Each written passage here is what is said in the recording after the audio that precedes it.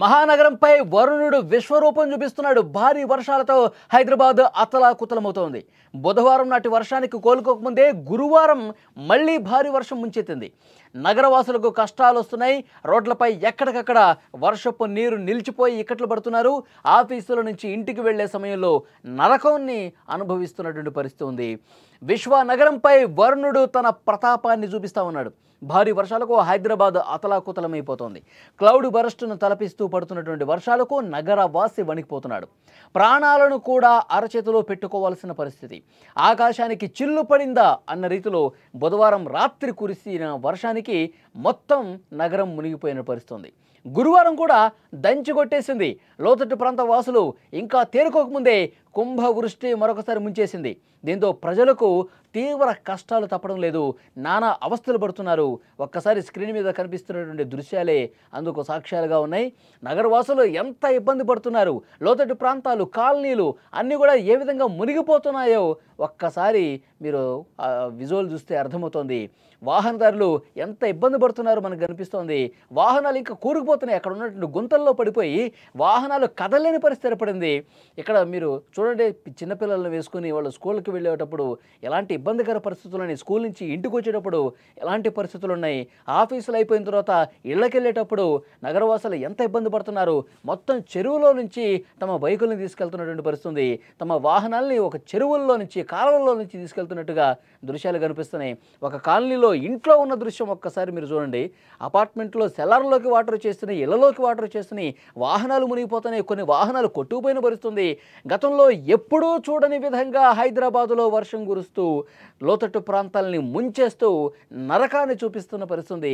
Rescue చేయడానికి కూడా, అక్కడ సహాయ కార్యక్రమాలు చేయడానికి కూడా అక్కడ ట్రాఫిక్ పోలీసులు కూడా చాలా ఇబ్బంది ఉంది. ఒకవైపు ఏకబిగిన వర్షం పడతా ఉంది, గొడుగులు వేసుకొని వాళ్ళు చూస్తూ ఉన్నారు. ఎక్కడ వాటర్ ఎక్కడెక్కడ నిలిచిపోయింది.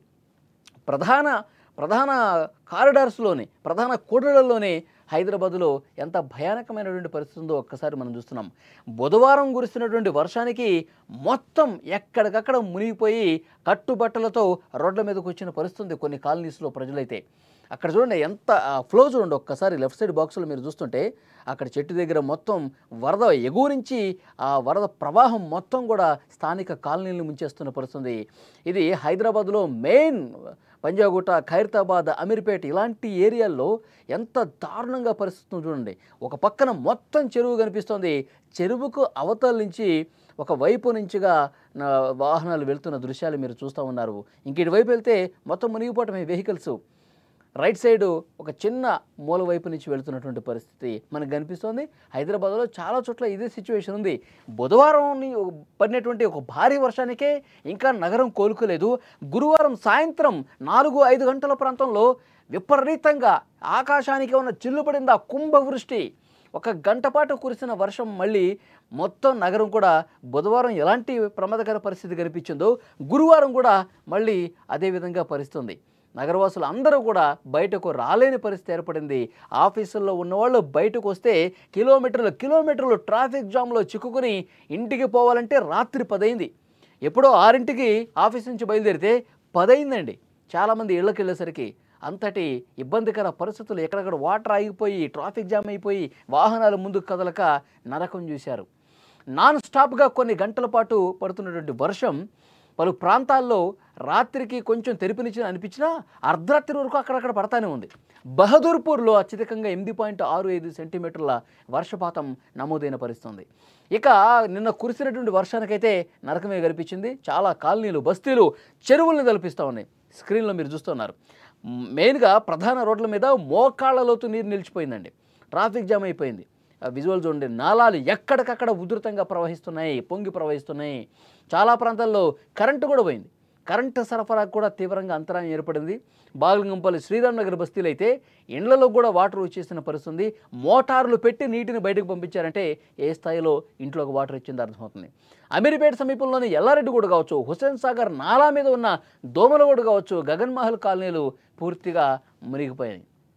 ట్రాఫిక్ సమస్యలు, వరద నీటి సమస్యలు, ప్రాణగండం కూడా భారీ వర్షాలతో పొంచి ఉంది. కొట్టుకుపోతున్నారు. మొన్న లాస్ట్ వీక్ ఒక 3 కొట్టుకుపోయారు. నిన్నైతే వెహికల్స్ అన్నీ కొట్టుకుపోయిన పరిస్థితి. పలువురు గల్లంతై ప్రాణాలు కోల్పోవడంతో వారి కుటుంబాలు రోడ్డున పడ్డ పరిస్థితి.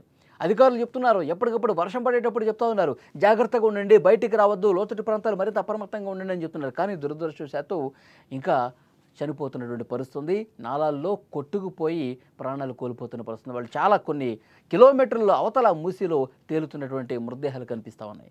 హైదరాబాదే కాదు, దేశంలో కూడా చాలా ప్రాంతాలు ఇదే సిచ్యువేషన్ ఉందండి. వర్షాలు విపరీతంగా కురిసి నగరాలు పట్టణాలన్న తేడా లేదు, గ్రామాలన్న తేడా లేదు. ఎక్కడ చూసినా వర్షమే కనిపిస్తుంది, ఎక్కడ చూసినా వాటరే కనిపిస్తుంది, ఎక్కడ చూసినా మునిగిపోయినటువంటి ప్రాంతాలే కనిపిస్తున్నాయి. భూమి నీటిని పీల్చుకునేటువంటి ఆ సామర్థ్యాన్ని మించిపోయినప్పుడు వరదలు సంభవిస్తాయి. దీనివల్ల నీరు రోడ్లు మరియు నదుల్లోకి పొంగిపొర్లుతోంది. నగరాల్లో కాంక్రీట్ నిర్మాణాలు పెరగటం వల్ల భూమి నీటిని పీల్చుకునే సామర్థ్యం పూర్తిగా తగ్గిపోతోంది. నీరు నిలిచిపోవడానికి ఇది ఒక ప్రధాన కారణంగా చెప్తా ఉన్నారు. నగరాల్లో డ్రైనేజీ వ్యవస్థలు కూడా సరిగా లేవు.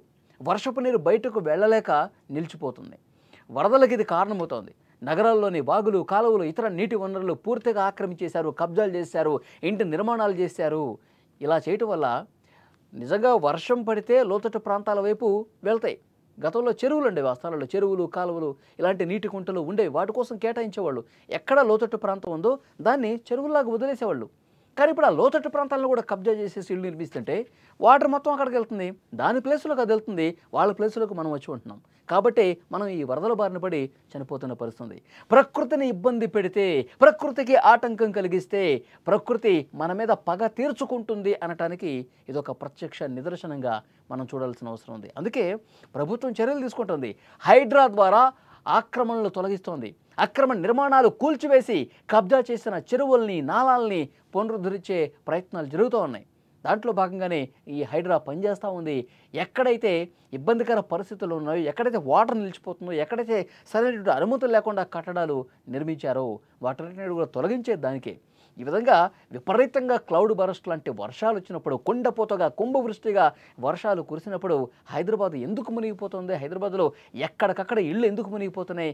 ఎక్కడికక్కడ కాలనీలు జలమయం ఎందుకు అయిపోతున్నాయి అంటే అక్రమ నిర్మాణాలు చాలా చేశారు కాబట్టే ఇలాంటి దుస్థితి ఏర్పడింది అని చెప్పి అధికారులు తేల్చిన పరిస్థితి. దాన్ని మెల్లమెల్లగా సెటరేట్ చేసుకుంటూ వస్తున్నారు. భవిష్యత్తులో హైదరాబాద్లో ఎంత భారీ వర్షం పడ్డా, ఎంత కుంభవృష్టి కురిసినా ప్రజలకు ఎలాంటి ఇబ్బంది కలగకుండా చూడాలనే ఉద్దేశంతో కొన్ని కార్యక్రమాలు చేస్తూ ఉన్నారు. సో డెఫినెట్గా అవి సఫలం కావాలని కోరుకుందాం. ఈరోజు రేపు కూడా వర్షాలు ఉండే అవకాశం ఉందని సమాచారం వస్తుంది. మరికొన్ని రోజుల పాటు వర్షాలు పడతాయి. హైదరాబాదులో ఒకవేళ భారీ వర్షం కురిస్తే ఎంతటి భయానకమైన పరిస్థితులు ఉన్నాయో మనమందరం చూస్తున్నాం. కాబట్టి వర్షం పడేటప్పుడు, వర్షం పడ్డ తర్వాత కూడా కొంత గ్యాపే ఉండే ఉన్న పడాన అందరూ రోడ్ల మీదకి వస్తే నిలిచిపోయిన నీటితో ఇబ్బందికర పరిస్థితులు ఏర్పడతాయి. ట్రాఫిక్లు గంటల పాటు వెయిట్ చేయాల్సిన పరిస్థితి ఉంటుంది.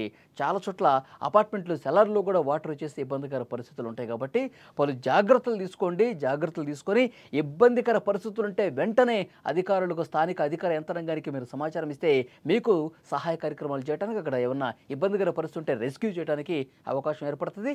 అప్రమత్తంగా ఉండాల్సిన అవసరాన్ని వాతావరణ శాఖ కావచ్చు, అధికార యంత్రాంగం కావచ్చు మరొకసారి స్పష్టంగా హెచ్చరిస్తున్న పరిస్థితి ఉంది.